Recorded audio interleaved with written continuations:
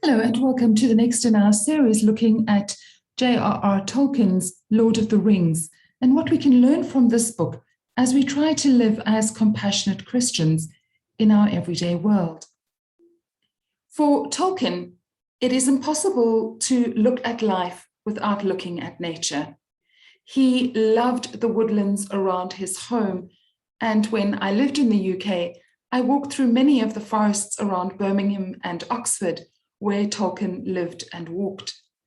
The trees were his inspiration, and this one particular tree was a great inspiration for him in his work.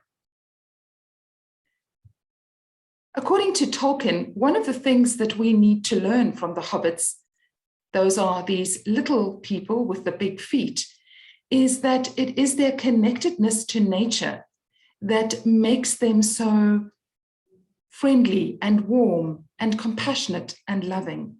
And so this is a picture of one of the Hobbit homes, and you will see how the hobbits literally have their homes built into the ground. Everything about the land of the hobbits, the Shires, is full of sunlight and warmth and happiness. And for Tolkien, this comes because of their groundedness in nature. This ancient tree is the inspiration for one of the characters in Lord of the Rings, and that is Treebeard. He is a tree who is able to move around and communicate with other trees. It is interesting to note that almost 100 years after Tolkien was writing Lord of the Rings and thinking about these characters, biologists have proven that trees actually do communicate with each other. And for Tolkien, a well-kept forest is a place where the trees communicate with each other, where there is sunlight and where there is an opportunity for everything to flourish and no one plant to dominate. In The Lord of the Rings, the forest plays an incredibly important role. And it's forests like these that are well cared for that become sanctuaries for the characters on their journeys.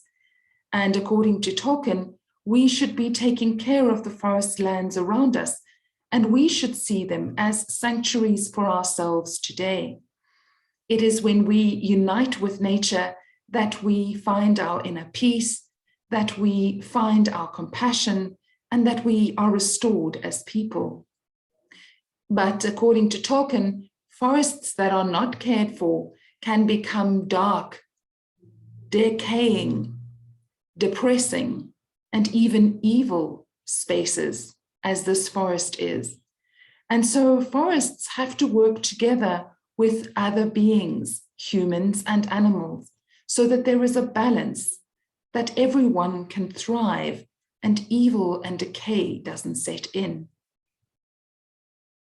A central theme in Lord of the Rings is Tolkien's critique of his contemporary society, in which people were breaking down forests to use the fuel of trees in order to fuel their machines and the Industrial Revolution. And he thought that the world in the 20th century was destroying the planet. Remember, he writes in the first half of the 20th century, before we had really begun to understand the impact of climate change and global warming. And in many ways, he is quite prophetic in his warnings. And this is an image from Lord of the Rings, where the evil wizard has destroyed the forest, and this is what is left. In his greed, he has destroyed everything around him in order to gain more and more power. For Tolkien, we need to be more like the elves. This is the kingdom of Rivendell, where some of the elves live. And just like the hobbits, they live in union with nature. They get everything they need from nature, and that enables them to flourish. That enables them to live lives of compassion. So as we reflect on this part or this aspect of Lord of the Rings, what we can take away from it is a reminder that the gift of nature is there to restore us. Nature is what we can work with. As we now know more than ever before, nature provides us with extraordinary resources.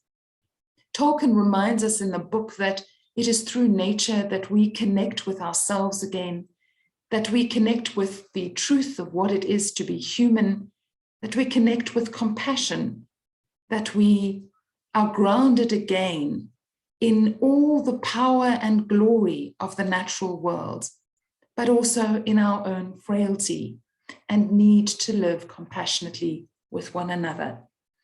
I hope that that gives you something to think with and to just be reminded of the extraordinary gift of nature that God gives us every day in such abundance.